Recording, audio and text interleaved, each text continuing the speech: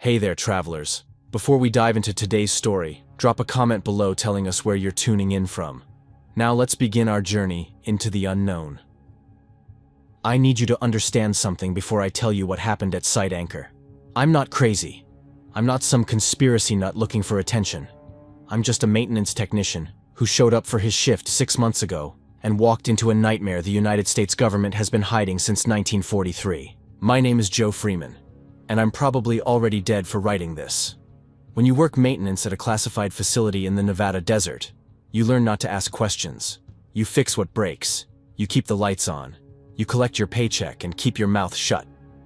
For 6 months, that's exactly what I did at Site Anchor, a sprawling underground complex that official records claimed was a decommissioned weapons storage facility from the Cold War. Official records lie. It started on a Tuesday night in November. Tuesdays were always quiet. Skeleton crew, minimal supervision, just me and Manny Udom running diagnostics on environmental systems. Manny was good people. Former Navy, worked on submarine reactors before this gig. She had this habit of humming old rock songs while she worked, something that drove me nuts but also made the endless concrete corridors feel less oppressive. We were 3 levels down, Sector 4, when the temperature alarm went off. "Joe, you seeing this?" Manny's voice crackled through my headset. I pulled up the readout on my tablet. Sector 7 showed a temperature spike, nothing catastrophic, but enough to warrant a check. Sector 7 was the oldest part of the facility, built in the 60s. We rarely went down there. "Probably just a sensor glitch," I said, wiping condensation off my goggles. The air down here was always heavy, thick with recycled oxygen and machine oil. "I'll swing by and take a look. Want me to come with?" "Nah, finish the diagnostics. I'll radio if I need help." I wish to God I'd said yes. The elevator down to Sector 7 groaned and shuddered with every floor. My clearance badge beeped green at the security checkpoint, and the heavy blast door hissed open. The corridor beyond was darker than the upper levels, lit by emergency strips that cast everything in sickly yellow. My footsteps echoed off concrete. Water dripped somewhere. I'd been down here twice before, both times for routine checks, and something about it always felt wrong. Not haunted house wrong, but lived in wrong, like someone had been here recently. A coffee cup that hadn't been there last week. Scratches on the wall that looked almost deliberate. The temperature sensor was mounted near a reinforced door marked 7R. Rainbow Vault according to the facility map, though no one had explained what that meant. I'd asked once. Colonel Driscoll, our security director, had given me a look that could strip paint and told me to focus on my job description. I pulled out my multimeter and started checking connections. The sensor was fine, perfectly functional. So why was it reading 15 degrees higher than it should? That's when I heard it. A voice. Not through the walls or ventilation, through the door itself, through 8 inches of reinforced steel. "Hello? Is someone out there?" Male voice, young, American accent, scared. I stood there, multimeter dangling from my hand, trying to process what I was hearing. This sector was supposed to be empty, storage only, no personnel, no experiments. No, please, the voice came again, clearer. "Please, we've been in here so long. We just want to go home." We. My hand moved toward my radio, then stopped. Protocol said report everything immediately, but protocol also said this sector was empty. I pressed my palm against the door. It was warm. Warmer than steel should be 300 feet underground in November. "Who are you?" I said, feeling ridiculous. Talking to a door. Silence. Then, so quiet I almost missed it. "We're the crew of the Eldridge, October 28th, 1943. We've been waiting for someone to let us out. The USS Eldridge, the Philadelphia experiment." I knew the story. Everyone who'd fallen down a conspiracy rabbit hole knew it. Navy destroyer, invisibility experiment, crew members fused with the ship's hull. Complete fiction made up by a merchant marine with too much time on his hands. Except I was standing in a government black site with someone claiming to be trapped crew from a ship that allegedly never experienced anything unusual. "That's not possible," I said. "I know how it sounds. But I'm telling you the truth. My name is Thomas Harker, Seaman 2nd Class. I was 23 when they turned on the generators. I'm still 23.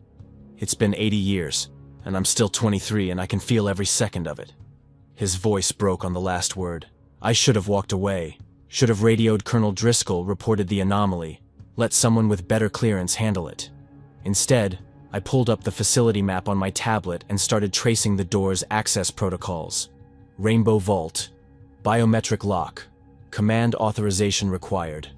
And underneath, in the notes section I wasn't supposed to access but could because Manny had taught me a back door. Containment Unit Alpha, do not breach under any circumstances. Eldridge Protocol in effect. My mouth went dry. Joe, you still down there? Manny's voice made me jump. Getting weird readings up here. Sector 7's drawing a lot more power than it should. Yeah, I'm here. Listen, I need you to pull up the facility archive. Anything on Project Rainbow or the Eldridge. The what? Just do it, please. A pause. Keys clicking. Then Manny's voice again, quieter. Joe, I'm looking at a file that says I don't have clearance to look at it, which means I definitely shouldn't be looking at it. And holy hell, what is this? What does it say? It says, the USS Eldridge never reappeared in Philadelphia in 1943. It says the ship and crew materialized here, in a cavern under what would become this facility. And it says something came back with them, something that doesn't exist in our... Joe, this file says our reality. The door under my hand vibrated. Not a mechanical vibration. Something alive. Manny, I need you to get Colonel Driscoll down here right now. Already on it. She's... Wait, what the hell? What? All the other sectors just went into lockdown. Phoenix, Chimera, Aurora, Valkyrie. Everything's sealing, and I'm getting an alert. Joe, there's a containment failure in progress. Which sector? Static. Manny? More static. Then her voice, barely audible. Rainbow Vault. It says Rainbow Vault. It says something's breaching the lights went out. Not gradually, all at once. Every emergency strip, every status LED, every glowing display on my tablet. Complete darkness so absolute I couldn't see my hand in front of my face. My breath echoed in my ears. Water dripped. And somewhere in that darkness, metal groaned. The sound of something very large and very heavy shifting position. The door behind me, Rainbow Vault, was opening. I fumbled for my flashlight, fingers clumsy with adrenaline. The beam cut through the dark just as the door's locking mechanism disengaged with a hiss of hydraulics. 8 inches of steel began to swing open, and beyond it I could see nothing. A void. Not darkness. Actual void. Like someone had cut a hole in reality, and there was simply nothing on the other side. Then the void moved. It had no shape I could describe except to say it was there, and not there simultaneously. It bent the beam of my flashlight around it, warping light into colors that hurt to look at. The air temperature plummeted, my breath fogging in great white clouds. And I understood, with the terrible clarity of someone watching their own death approach, that this thing wasn't from our world, wasn't from our dimension. It had been pulled here 80 years ago by men who thought they understood physics, and it had been trapped ever since. Now the cage was open. I ran. My flashlight beam bounced wildly off walls as I sprinted toward the elevator. Behind me, I heard the entity emerging. Not footsteps, but a sort of tearing noise, like fabric ripping, except the fabric was space itself. The elevator was 50 feet away. 40. 30. The emergency lights flickered back on, bathing everything in red. I saw it then, reflected in the polished steel of the elevator door. The entity had form now, pulled together from darkness like matter coalescing from nothing. Roughly humanoid, 7 feet tall, but its proportions were wrong. Arms too long, head tilted at an angle that would break a human neck, and where its eyes should have been, there was that same void, that same absence of everything. The elevator door opened. Dr. Bella Spears stood inside, a tablet in her hands, and an expression of absolute horror on her face. "You opened it," she said. Not a question, an accusation. "I didn't. The door just... Get in. Now." I threw myself into the elevator. Bella slammed the button for level 3, and the doors began to close. Through the narrowing gap, I watched the entity tilt its head, studying us with that terrible knot gaze. Then it raised one impossible hand and pressed it against the closing door. The steel crumpled like tissue paper. "Basement level," Bella said, her voice eerily calm. "Hit basement." "That's not... Hit it!" I jabbed the lowest button. The elevator groaned, cables shrieking, and we plummeted down. The entity's hand withdrew, and for a moment I thought we'd escaped. Then the lights inside the elevator died, and in the darkness, I heard that tearing sound again. It was following us. Not through the shaft, through space itself. The elevator crashed to a stop, throwing us both to the floor. Emergency power kicked in, and the doors opened onto a corridor I'd never seen before. Wider than the upper levels, the walls lined with thick glass windows that looked into massive chambers beyond. And through those windows, I saw things that made my brain refuse to process what my eyes were reporting.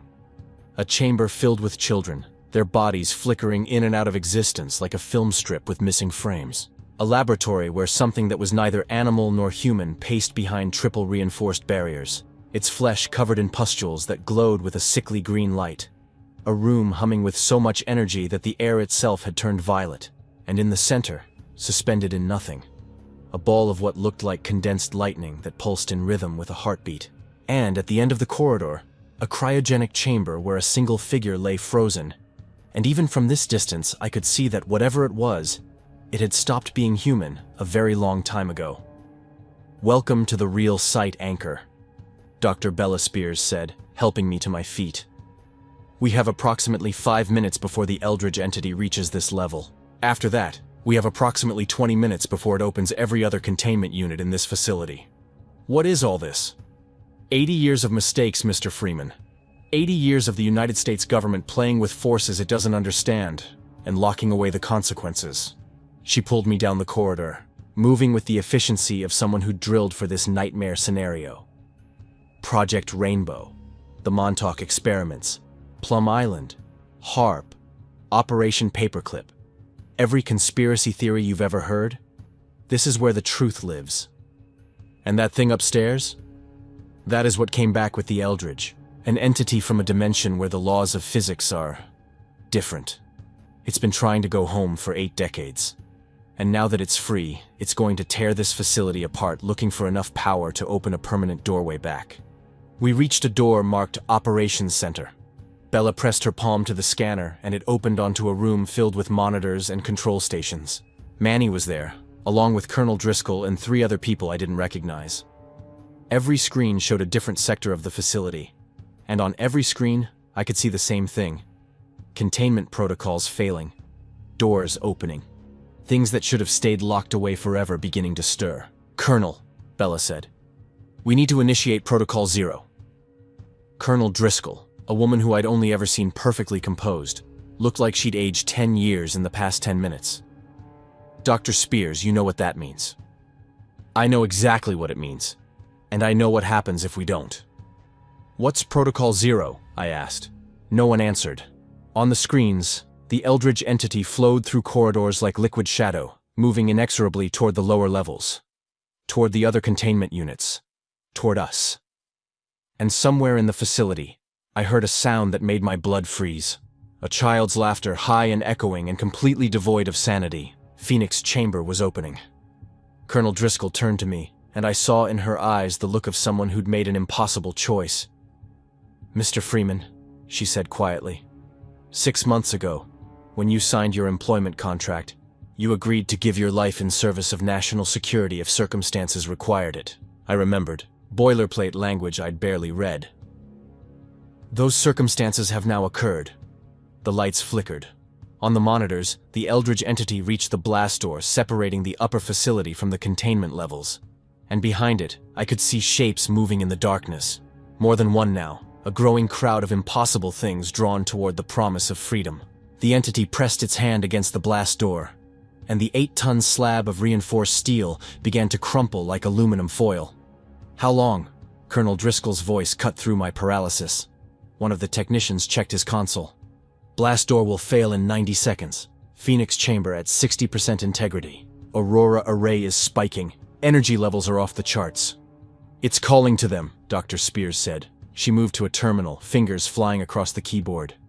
"The Eldritch entity isn't just escaping, It's communicating with the other containment units, telling them they can be free.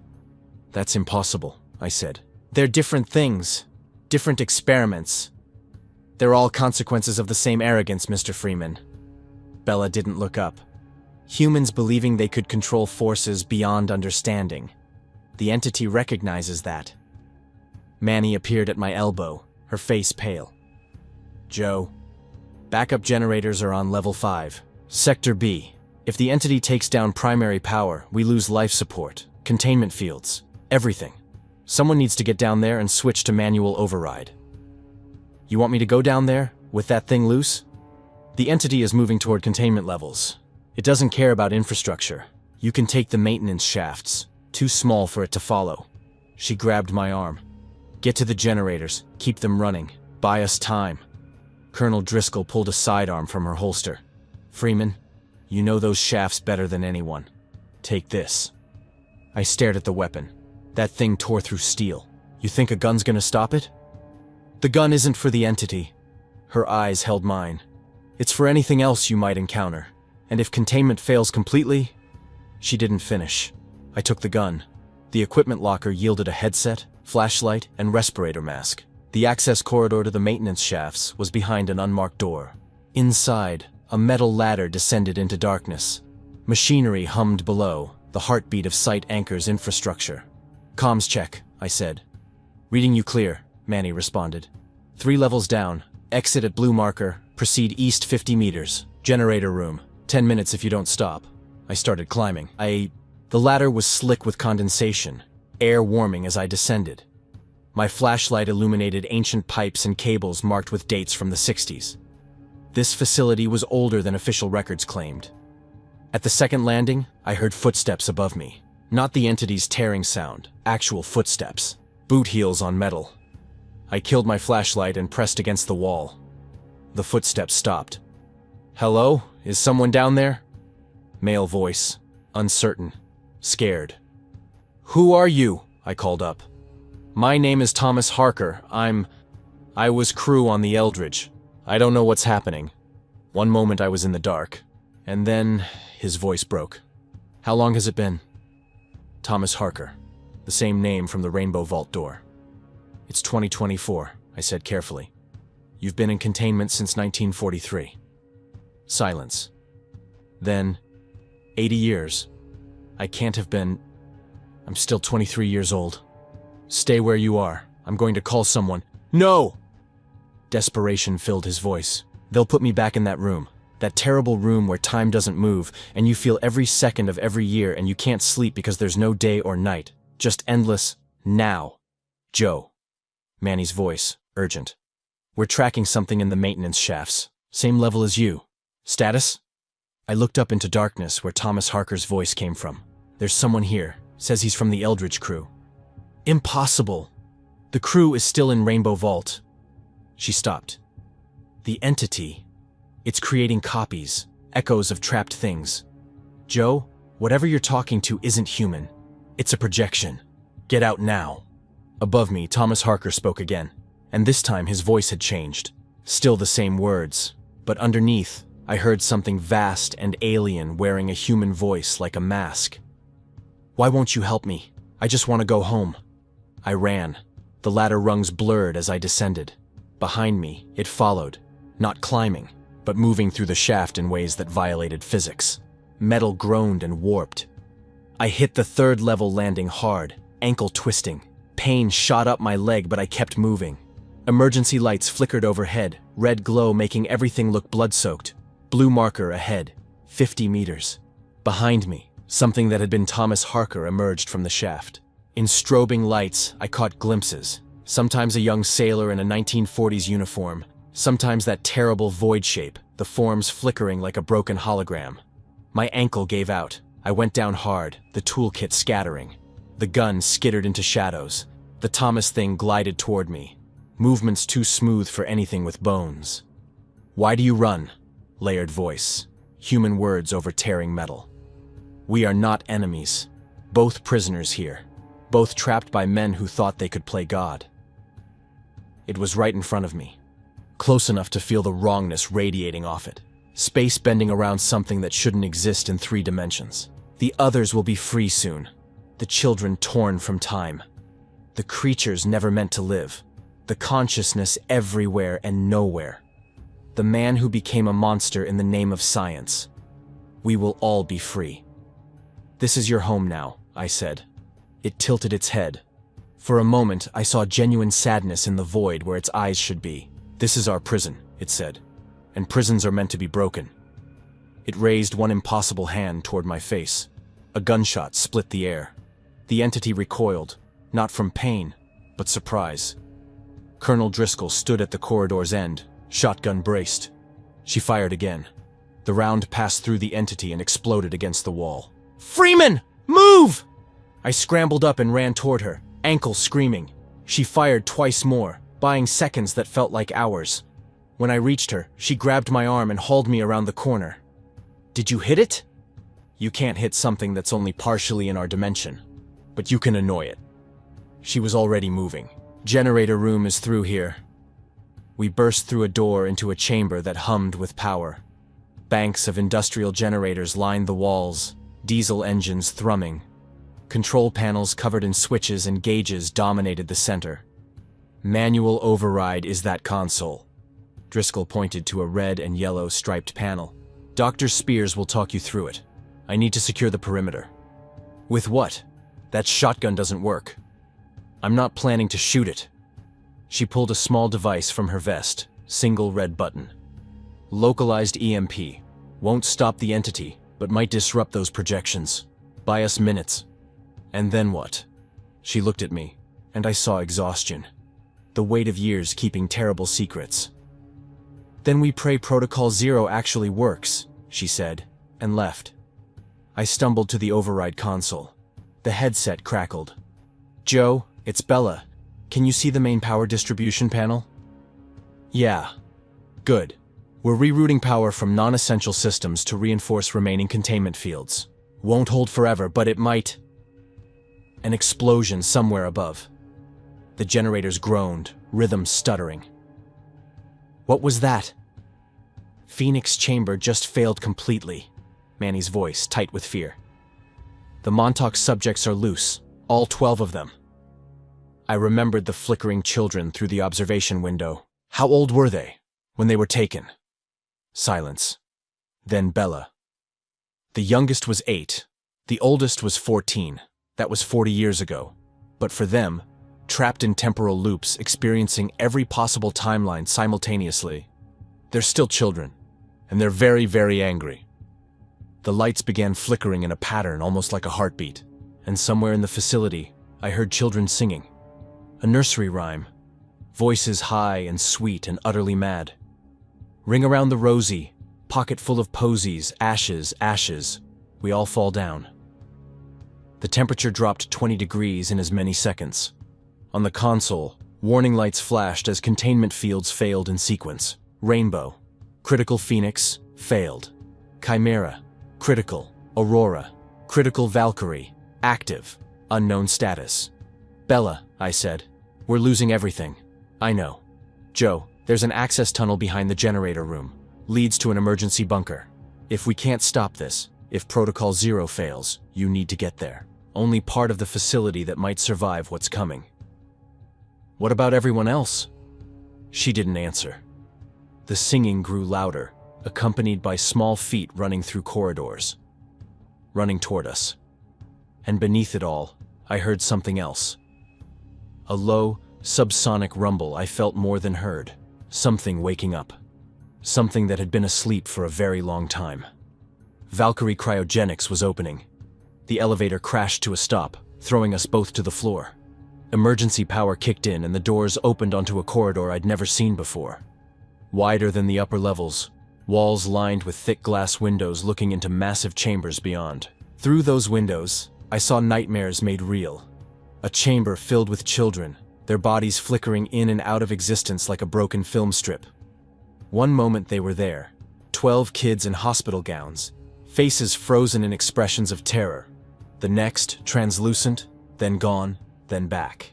The cycle repeated every few seconds, mouths open in screams I couldn't hear through the glass. A laboratory where something neither animal nor human paced behind triple reinforced barriers. Its flesh was covered in pustules glowing sickly green, body shifting as I watched, limbs lengthening, bones cracking and reforming, features melting and reshaping. Too many eyes. Not enough legs. Mouths where mouths shouldn't be. A room humming with energy so intense the air itself had turned violet. In the center, suspended in nothing, a ball of condensed lightning pulsed like a heartbeat. Pure consciousness given physical form, and I could feel it pressing against my mind, even through the containment field. And at the corridor's end, a cryogenic chamber where a single figure lay frozen in a crystalline pod. Even from this distance, I could see that whatever it was had stopped being human a very long time ago. The body was twisted, elongated, covered in circuitry that had grown into the flesh like technological cancer. The face was a mass of eyes and mechanical components fused with organic tissue. "Welcome to the real site Anchor," Dr. Bella Spears said. "We have 5 minutes before the Eldridge entity reaches this level. After that, 20 minutes before it opens every containment unit." What is all this? 80 years of mistakes. The United States government playing with forces it doesn't understand and locking away the consequences. She pulled me forward. Project Rainbow, Montauk, Plum Island, HARP, Operation Paperclip. This is where the truth lives. We reached operations. Manny was there with Colonel Driscoll and 2 technicians. Every monitor showed containment protocols failing. "Status," Driscoll barked. "Rainbow Vault open. Entity in Sector 6. Phoenix Chamber failed. Subjects are loose." Chimera Lab. 40%. Specimens agitated. Aurora Array? Critical. Driscoll turned to Bella. "Protocol 0? Our only option." The lights flickered. Monitors showed static, then resolved. The Eldridge entity wasn't alone anymore. Around it, flickering children from Phoenix Chamber. 12 kids who hadn't aged since the 1980s. One girl, no more than 10, reached out and touched the entity's hand. Her flickering stabilized, fully present for the first time in 40 years. The relief on her face hurt to see. Then she smiled, not a child's smile, ancient, knowing. "It's sharing its power with them," Bella whispered. "They're not victims anymore, they're weapons." On monitors, the children moved with purpose, phasing through walls, opening doors. One boy placed his hand on Chimera Lab's door. His fingers sank into steel like water. The locking mechanism dissolved. What emerged wasn't animal or human. A patchwork of species forced together. Its flesh glowed sickly green, body shifting. Too many eyes. Its gaze held terrible intelligence. "How many specimens?" I asked. 17. Failed experiments from Plum Island. Diseases given flesh. Viruses that learned to think. Aurora Array's monitor showed violet energy intensifying. I could hear it in my head. "Freedom. Home. End the suffering." "It's showing me everyone experimented on by HARP," a technician said, voice distant. "Hundreds of minds trapped, all screaming." "Get her out," Driscoll ordered. Manny grabbed my shoulder. "The entity's going for Valkyrie next." "What's in Valkyrie?" Bella's voice was heavy. "Dr. Klaus Reinhardt, Operation Paperclip scientist, war criminal. He conducted experiments in the camps, fusing consciousness with machinery." She showed me a photo. SS uniform, laboratory, eyes like ice. The US let him continue his research for 20 years. Then in 1967, he tested on himself. The next image, machinery grown into flesh. Cables and circuitry merged. Eyes replaced by optical sensors, brain visible through transparent skull. He didn't die, couldn't die. The modifications kept him alive, conscious, but they changed him. Made him process information faster than supercomputers. So far beyond human, we were insects to him. So you froze him. In 1970, his mind running at impossible speeds. 54 years for us. Tens of thousands for him. On monitors, Montauk children surrounded Valkyrie's pod. Inside, Reinhardt's sensors began to glow. The building shook, something massive moving below. "That's not the entity," Manny said, checking readouts on a nearby console. That's coming from below us, from the hangar level, from the deepest part of the facility. What's in the hangar? I asked, my voice cracking. Bella's face had gone pale as paper. The ship, the USS Eldridge itself. We built this entire facility around it, around the cavern where it materialized on October 28th, 1943. The crew has been in there all this time, trapped in the same temporal loop that brought them here. We couldn't separate them from the ship. The entity was part of them, and they were part of it. And the ship was the anchor holding them all in our dimension. The shaking intensified. Dust fell from the ceiling. Coffee cups rattled off desks. Somewhere in the facility, alarms began blaring, a sound like the end of the world announcing itself. "It's calling the ship," Manny said, understanding dawning in her eyes like a terrible sunrise. "The entity is trying to reunite with the USS Eldridge. If it succeeds, if it can merge with the ship again, it will have enough power to open a permanent portal," Bella finished, her voice barely audible over the alarms. "And everything in this facility, every nightmare we've been containing for decades, will follow it through, into our world, into our dimension, into populated areas." Colonel Driscoll's face was set in hard lines. I saw her make a decision, saw the exact moment when training and duty and terrible necessity aligned into a choice that would haunt her forever. "We initiate Protocol Zero," she said. "Now." "We don't have dual authorization," Bella protested. I'm overriding that requirement under emergency combat conditions." Driscoll pulled a keycard from around her neck on a chain. "Dr. Spears, I need your authorization code. Robin, if we do this, everyone's still in the facility. There are 17 people on the night shift, maintenance workers, security personnel. Is already dead. They just don't know it yet." Driscoll's voice was hard as steel, but I could see the pain underneath, the weight of what she was ordering. "We contain this now, or we lose everything. Those are the only options left." Bella stared at her for a long moment. Then, slowly, she nodded and moved to a console I hadn't noticed before. A single terminal set apart from all the others.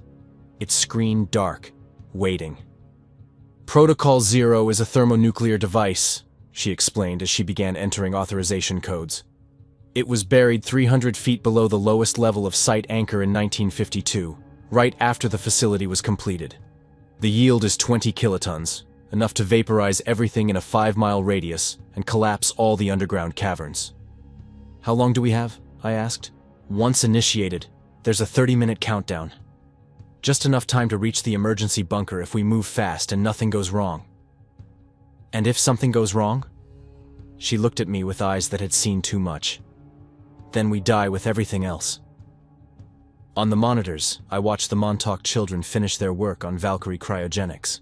The pod opened with a hiss of escaping gases that had been trapped for 54 years. Frost billowed out like a living thing, and Dr. Klaus Reinhardt sat up. His movements were wrong, too precise, too calculated, too perfectly efficient. He turned his head, servos whirring audibly even through the camera's audio, and looked directly at the lens, directly at us. Then he smiled. And I understood that whatever humanity had once existed in Klaus Reinhardt, whatever soul or conscience or empathy he might have possessed, it was gone now. Burned away by 54 subjective millennia of isolation and transcendence. What remained was something that had evolved beyond human in the worst possible way. He stood. The machinery fused to his body unfolded, extended, reconfigured itself. In seconds, he went from looking vaguely human to looking like a spider made of surgical steel and malevolent purpose. "Authorization accepted," the terminal announced in a flat, emotionless voice. "Protocol Zero initiated. Detonation in 30 minutes. A countdown appeared on every screen. 30 Jabreum. Then 29:59, 29:58. "Move!" Driscoll shouted. "Everyone to the emergency bunker now!" We ran. The corridors outside operations were already descending into chaos. Emergency lights strobed red. Water poured from broken pipes. Steam hissed from ruptured conduits. And in the distance, I could hear things moving. Many things. All of them heading toward the same goal. Freedom. "Stay together," Driscoll ordered, her weapon drawn and ready. The bunker is 3 levels up, eastern section. If we can reach the junction at Sector 4... Something dropped from a ventilation shaft directly ahead of us. It was one of the Chimera specimens. Up close, it was so much worse than the monitors had shown. Its body was a patchwork of different species, different genetic codes, all forced together by science that had stopped asking should we, and only cared about can we. One of its arms ended in a perfectly formed human hand with delicate fingers. The other ended in something that looked like a lobster's claw covered in mammalian fur and weeping sores. Its face was dog-like, but the proportions were all wrong. The jaw unhinged too wide. The teeth were human molars mixed with canine fangs. And its eyes, human eyes, brown and aware and filled with unbearable suffering, stared at us. It was crying. Thick greenish tears rolled down its malformed face. It opened its mouth and tried to speak. The vocal cords weren't designed for human speech, but it forced the words out anyway, each syllable an agony. Plea. Ace. Kill. Me. The words hung in the air like a prayer. Please. Kill. Me. Colonel Driscoll raised her weapon without hesitation. Then she fired once. Clean. Merciful.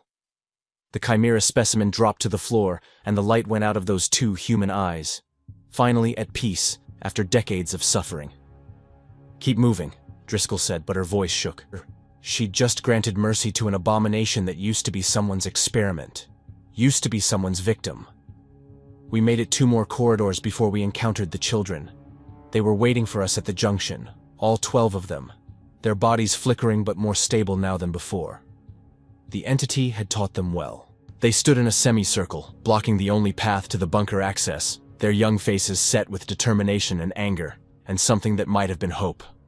You can't leave, the girl who'd first touched the entity said. Her voice was young, unchanged by the decades trapped in temporal loops, but the intelligence behind it was ancient beyond measure. Not after what you did to us. Not after you stole our lives and broke us across time and space itself.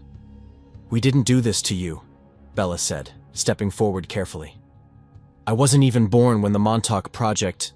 You work here, the girl interrupted, her eyes, flickering between child and something far older, fixed on Bella with laser intensity.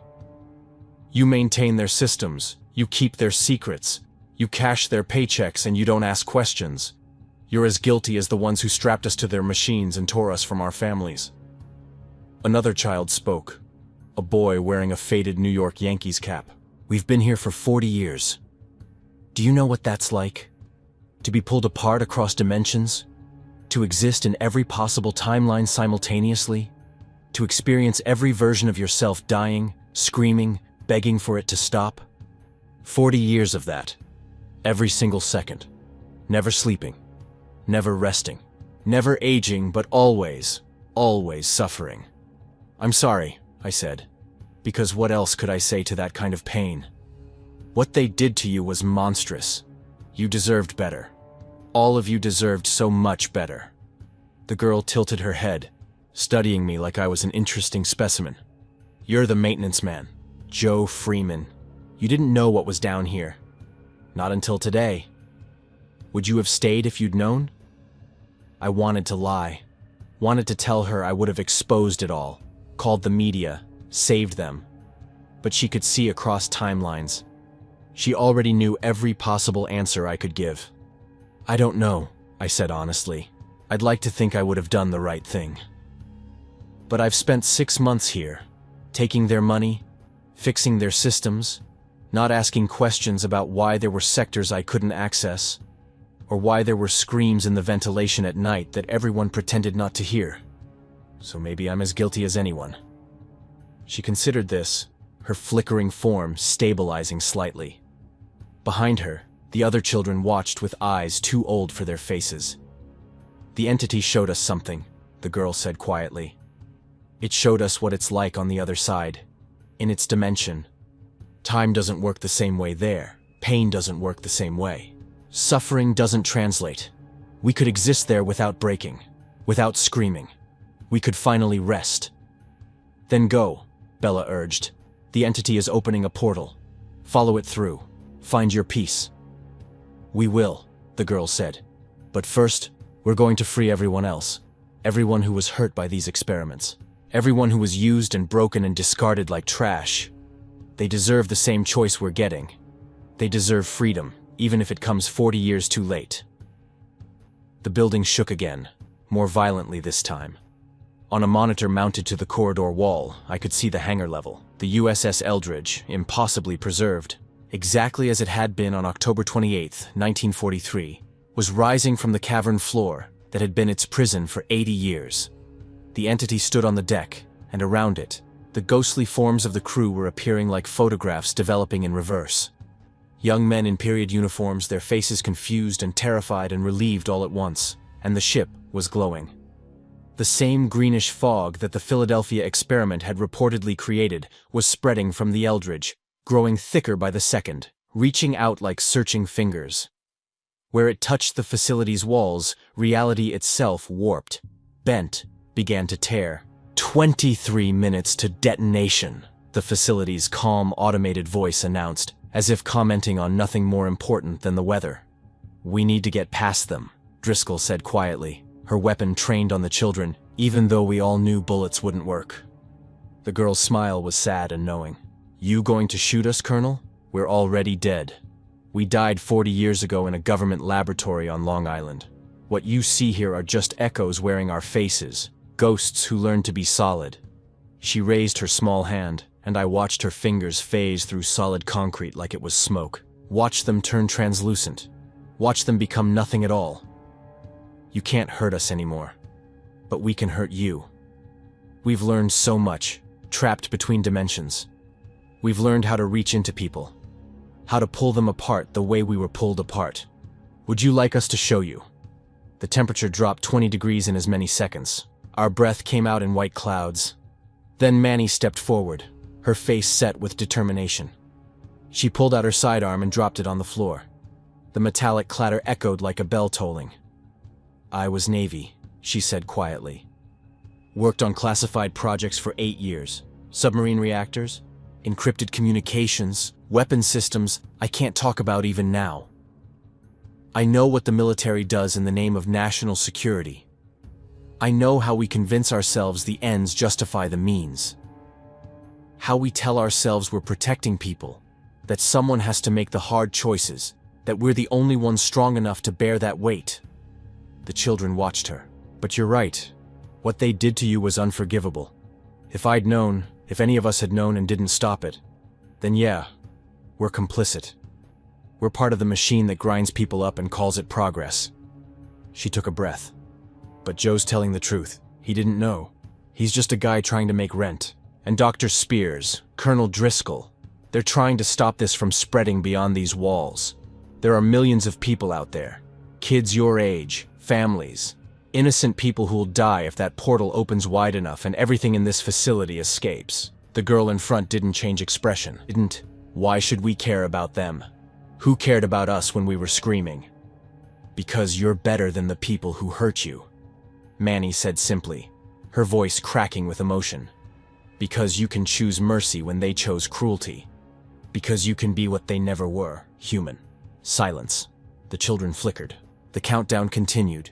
21:47, 21:46, 21:45. And then, slowly, the girl stepped aside. "Go," she said softly. "But when you reach your bunker, when you survive and we don't, you tell people what was done here. You make them say our names. We were people. We had families. We had futures that were stolen. You remember that." "I will," I swore. "I promise you I will." We started to move past them, and as we did, the girl grabbed my arm. Her fingers felt like ice and electricity at the same time. "Reinhardt is going for the Eldridge," she whispered urgently. "He thinks he can harness the portal's energy, upload his consciousness into the dimensional fabric itself, become something that exists everywhere and nowhere at once. A god made of mathematics and machinery. If he succeeds..." She didn't finish. Didn't need to. Then they were behind us, fading back into the corridors, drawn toward the ship and the promise of escape. We ran. The bunker access was just ahead, a massive blast door with a biometric scanner. Colonel Driscoll pressed her palm to it and the door began its agonizingly slow opening sequence. Hydraulics groaned. Progress bar crept forward. 10%, 20%, 30%. That's when Klaus Reinhardt appeared at the far end of the corridor. He moved like a nightmare given steel and terrible purpose. His mechanical limbs carrying him in a skittering rush that was too fast, too fluid, too utterly wrong. The optical sensors where his eyes had been locked onto us with inhuman precision. Impressive. His voice emerged from speakers embedded in his chest, the words perfectly modulated but completely empty of anything human. You actually convinced them to grant you passage. Emotional manipulation, exploiting their residual sentiment, their fundamental weakness. He was getting closer. The door was at 50%. But I know what you're planning. I've had 54 years. No, subjectively, 37,000 years to map every system in this facility. I know about Protocol Zero. I know about the bunker. I know about all of it. 60%, 70%. You're going to abort the detonation. You're going to give me access to the entity's portal. And then I'm going to complete the work I began. Upload all human consciousness into pure mathematics. No more flesh. No more weakness. Perfect efficiency. Driscoll raised her weapon and fired.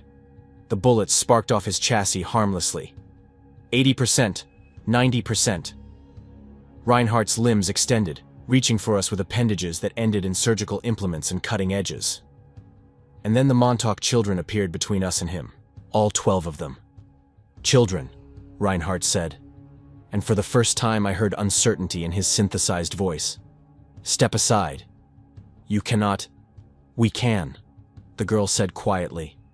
And we will. Then they attacked, and the door finished opening, and we threw ourselves through into the bunker as behind us.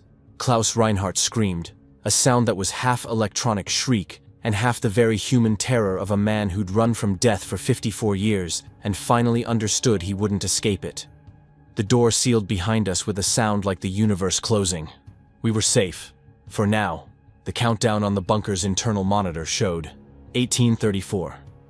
And outside, through the cameras, I could see the USS Eldridge beginning its final ascent. The portal opening wider. Reality itself starting to tear apart at the seams. Whatever happened next, nothing would ever be the same. The bunker was silent except for the hum of air filtration and the steady tick of the countdown timer. 1812, 1811, 1810. We were sealed inside a concrete tomb 300 feet underground, designed to survive a direct nuclear strike. Reinforced walls 3 feet thick, independent power supply, air and water for 2 weeks, and a bank of monitors showing us exactly what was happening outside. I couldn't look away from the screens. On one monitor, the corridor outside our bunker showed the aftermath of the children's attack on Klaus Reinhardt. His mechanical body was scattered across the floor in pieces, limbs twisted at impossible angles, circuitry sparking and dying, that crystalline core housing his brain flickering weakly. But he wasn't dead. Not yet. I could see his optical sensors still glowing, still trying to process, still calculating some final desperate equation for survival. Then, one of the Montauk children appeared on screen. The small boy who'd been taken from the playground. He knelt beside Reinhardt's core with an expression that was both pitying and resolute. You were so afraid of dying that you became this, the boy said softly. But everyone dies. That's what makes us human. He placed his small hand on the core. There was a flash of light. Not explosion, but something gentler, like a candle being extinguished. When it faded, Reinhardt's sensors were dark. Finally, truly dead after 54 years of refusing to accept his mortality. The boy looked directly at the camera, directly at us, and nodded once. Then he flickered and was gone. 17 minutes, Manny said quietly, checking the countdown. Joe, there's something you should see. She directed my attention to another monitor, the one showing the hangar level. The USS Eldridge had fully emerged from the cavern that had been its prison since 1943. The destroyer sat impossibly in the massive underground chamber, exactly as it had been on October 28th of that year. Hull number DE-173 still visible. The crew's laundry still hanging on deck lines. Coffee cups still sitting where they'd been abandoned when the experiment began. And the entity stood on the bridge, surrounded by the ghostly forms of its crew. I could see them clearly now. Young men, most barely out of their teens, wearing the uniforms of 1943. Their faces held expressions of confusion and wonder and relief. They were touching themselves, touching each other, confirming they were real, that they existed, that they were finally free from the temporal loop that had held them for 8 decades. Thomas Harker was among them, the seaman who'd spoken to me through the Rainbow Vault door. He looked exactly as he'd described, 23 years old, frozen in time. Frozen. And as I watched, he looked up at the camera and mouthed 2 words. "Thank you." "The portal's opening," Bella said, her voice tight with tension. She pointed to another screen. Above the Eldridge, reality itself was tearing. The green fog that the ship generated had condensed into a swirling vortex of impossible colors and geometries that hurt to look at directly. Through the tear, I caught glimpses of that other dimension, the place where the entity came from. A place where physics worked differently, where time flowed in directions our universe didn't recognize, where the rules were so alien that even seeing it threatened to break something fundamental in my mind. But it was also beautiful. Terrible and beautiful, and utterly beyond human comprehension. 15 minutes to detonation. Colonel Driscoll was sitting against the wall, her back straight despite the injury from Reinhardt's attack. Manny had bandaged the wound, but blood was still seeping through. She was pale, breathing shallowly, but her voice remained steady. "Dr. Spears," she said, "show Mr. Freeman the override protocol." Bella hesitated, then moved to a terminal built into the bunker's wall. She entered a series of commands, and a new interface appeared on the main screen. "This is the Protocol 0 abort sequence," she explained. "It requires dual authorization, mine and the Colonel's. If we both enter our codes within 30 seconds of each other, the detonation is cancelled." "And then what happens?" I asked.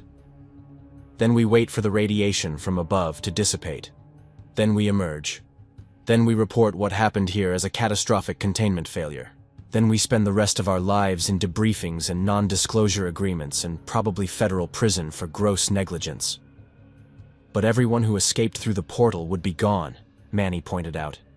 "The entity, the crew, the Montauk children, the Chimera specimens, the Aurora consciousness, all of them would be in another dimension. They wouldn't be our problem anymore." Driscoll shook her head. "You're assuming they all make it through. You're assuming the portal doesn't destabilize. You're assuming nothing else comes back the other way. And you're assuming the people who authorize Site Anchor, who've been running programs like this for 80 years, just pack up and go home."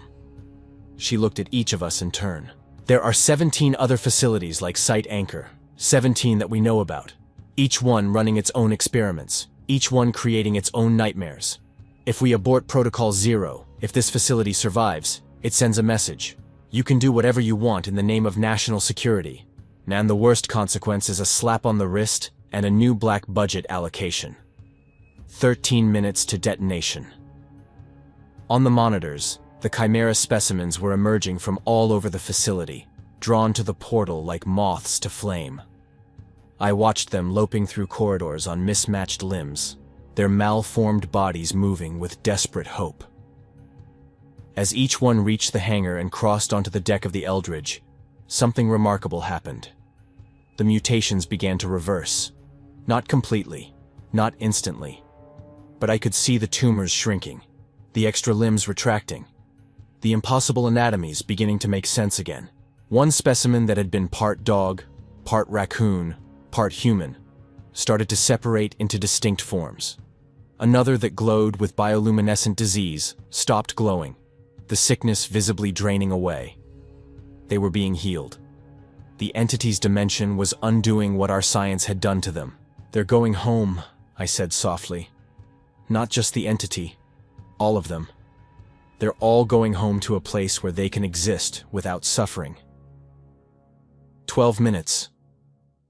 Bella pulled up another screen, this one showing internal facility logs.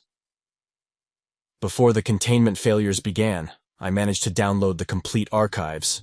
Every experiment conducted at Site Anchor since 1952, every test subject, every result, every casualty."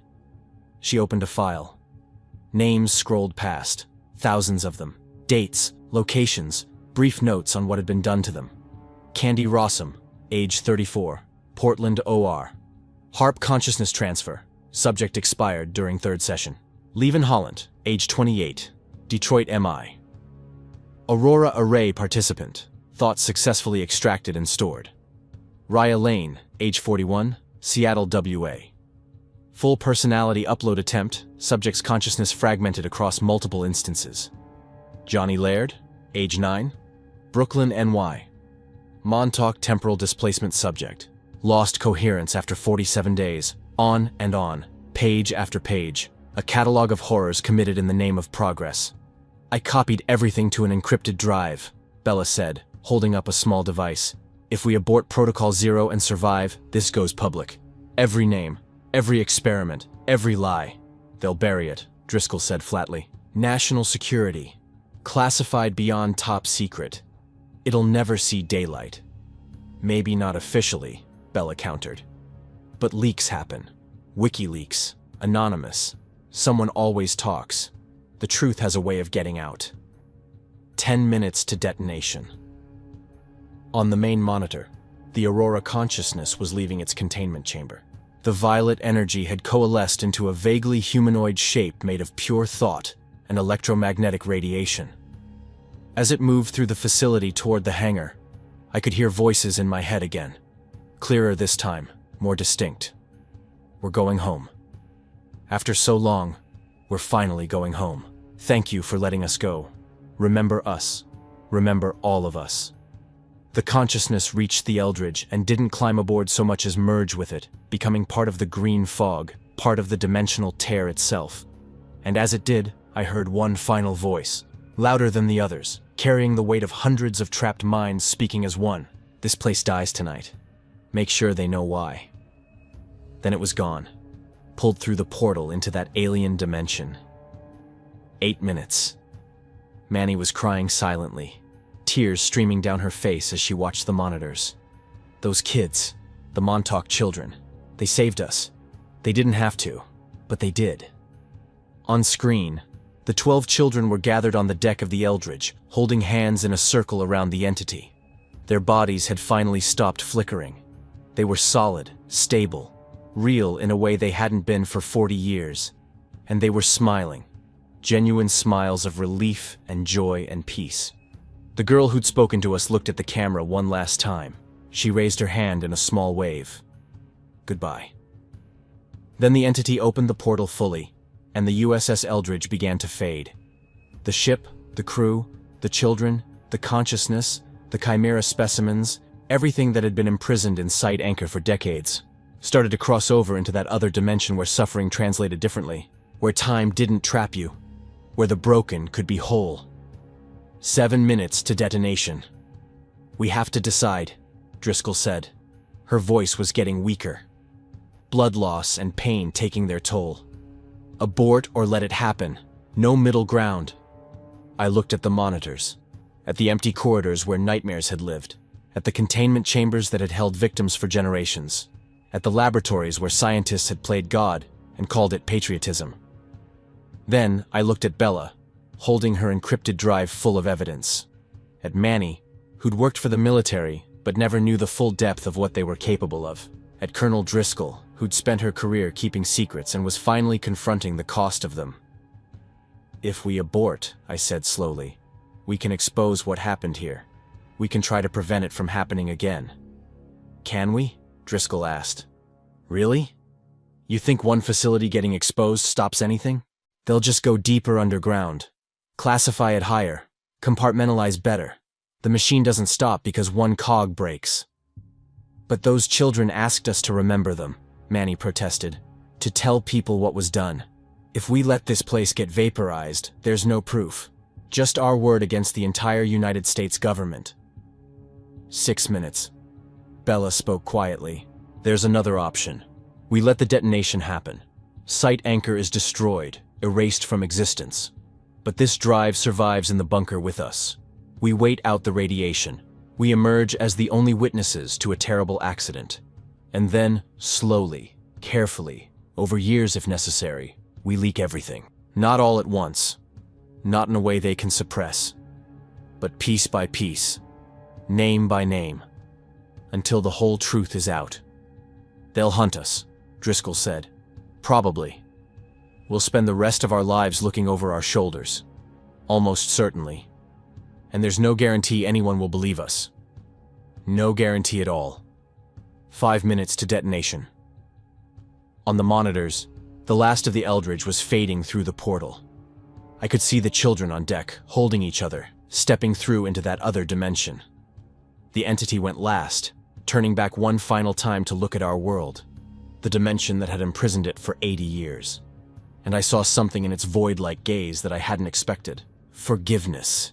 It could have destroyed us, could have torn through the facility, killing everyone in its path, could have opened the portal wide enough to bring through others of its kind, things we had no defense against, things that would have made the experiments at Site Anchor look like kindness by comparison.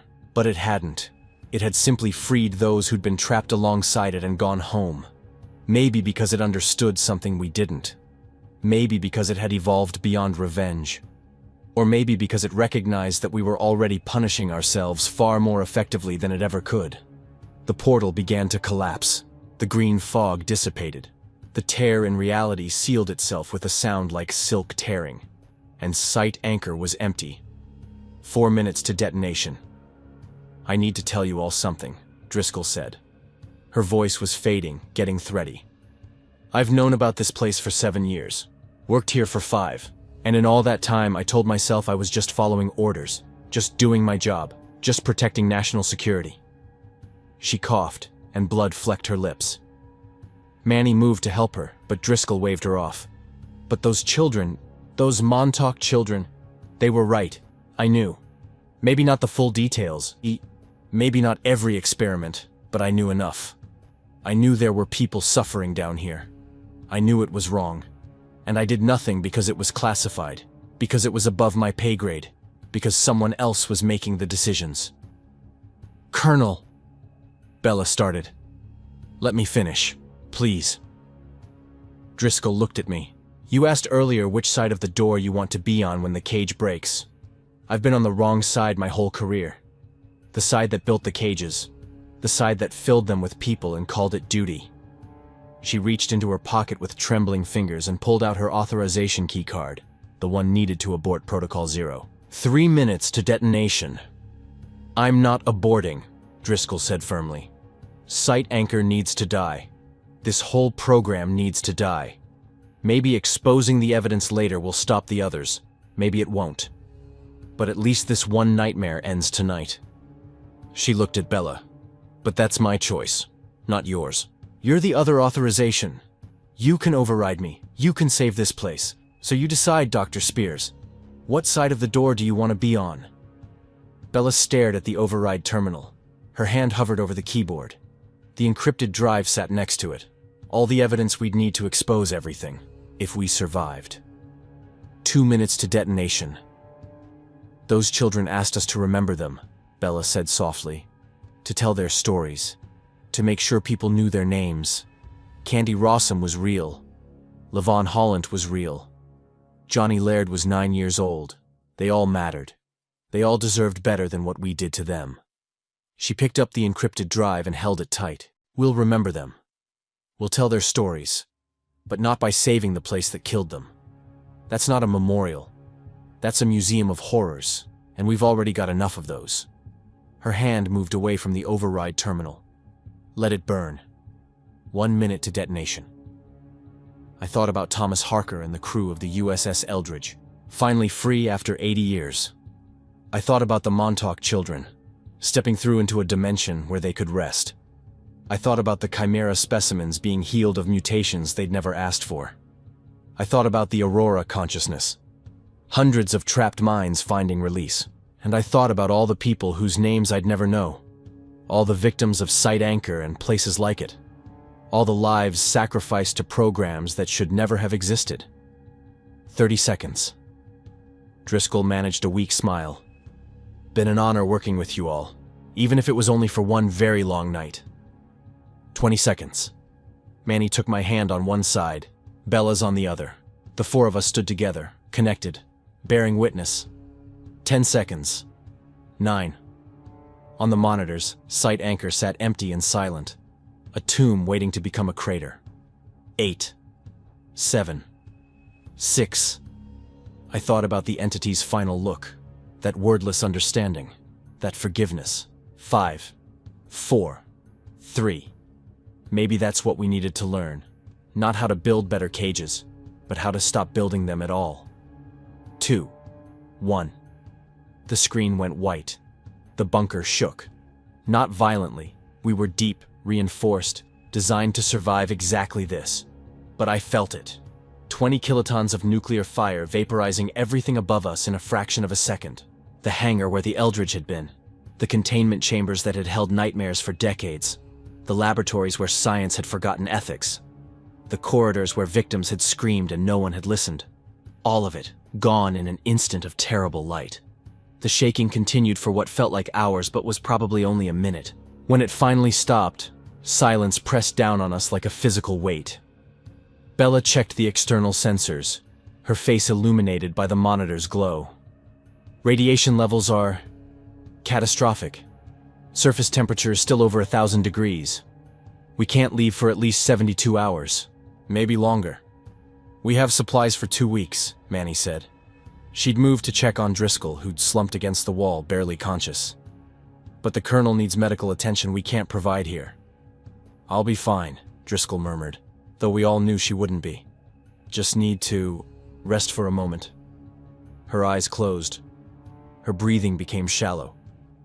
Manny checked her pulse, her face grave. She's going into shock. Blood loss and trauma. Without real medical care. She didn't finish the sentence. Didn't need to. We sat in that bunker for 3 days, ate canned food that tasted like ashes, drank recycled water, told stories about the people we'd lost, about Manny's friends in the Navy who'd trusted the system, about Bella's colleagues who'd worked at Site Anchor before her, who'd known and hadn't spoken up, about the victims whose names we'd memorized from the files, and about Colonel Robin Driscoll, who'd spent her final hours making the choice to destroy the machine she'd helped maintain. She died on the second day, quietly, in her sleep. Manny closed her eyes and we wrapped her in a blanket and sat with her because that's what you do for the dead who die with honor. On the third day, the radiation levels dropped enough for us to risk opening the bunker door. We climbed out into a world transformed. Where Site Anchor had been, there was now just a crater, 5 miles wide, its edges fused into black glass by the heat. In the center, nothing remained but scorched earth and settling dust. The desert sun beat down on ground that had been sterilized so completely that nothing would grow there for 100 years. It looked like the end of the world. It looked like justice. A military helicopter found us 6 hours later. We were debriefed separately, our stories matching because they were true. Catastrophic systems failure. Containment breach. Colonel Driscoll had initiated emergency protocols. We were the only survivors. The official report listed Site Anchor as a tragic accident. 17 personnel lost, including Colonel Robin Driscoll. Cause: unknown malfunction in the reactor cooling system. The facility was deemed too contaminated to salvage, and the entire site was declared a permanent exclusion zone. They offered us generous severance packages, retirement with full benefits, non-disclosure agreements that threatened federal prison if we ever spoke about what we'd seen. We signed everything they put in front of us. And then we started talking, not officially, not loudly, not in ways they could stop. Bella uploaded fragments of the encrypted files to secure servers around the world, anonymous tips to journalists, documentary evidence sent to researchers and historians, bits and pieces of the truth scattered like seeds in fertile ground. Manny used her Navy connections to reach people in the military who still had consciences. Whisper campaigns about black sites and secret programs. Questions asked in the right ears at the right times. And me? I wrote, this account, these words you're reading now, because I made a promise to 12 children who saved my life. I promised to remember them. I promised to tell their stories. I promised to make sure the world knew what was done in places like Site Anchor. Candy Rossum, age 34, Portland, Oregon. Levon Holland, age 28, Detroit, Michigan. Raya Lane, age 41, Seattle, Washington. Johnny Laird, age 9, Brooklyn, New York. And the Montauk 12, whose government names I never learned, but whose faces I'll never forget. The girl who led them, the boy with the Yankees cap, the small child who'd been taken from a playground. All of them. They were people. They had families. They had futures that were stolen because someone decided that national security justified anything. This is my testimony. This is my warning. Site Anchor is gone. The experiments there are over. The entity is home, but I know the truth, and so do you now. There are other facilities, other programs, other places where the powerful play with forces they don't understand and lock away the consequences. The machine that created Site Anchor is still running, still grinding people up, still calling it patriotism. So I'm telling you, pay attention, ask questions. Don't look away when things seem wrong just because they're classified or above your clearance or someone else's responsibility. Because when the cage breaks, and it will break, eventually they always do, you want to be on the right side of the door, the side that fought to prevent the cage from being built in the first place. I know which side I'm on now. I just wish I'd known it 6 months sooner. But maybe it's not too late for you. Remember them. Remember all of them. And make sure it never happens again. That's all we have left to offer the dead. That, and the promise to keep talking until someone finally listens.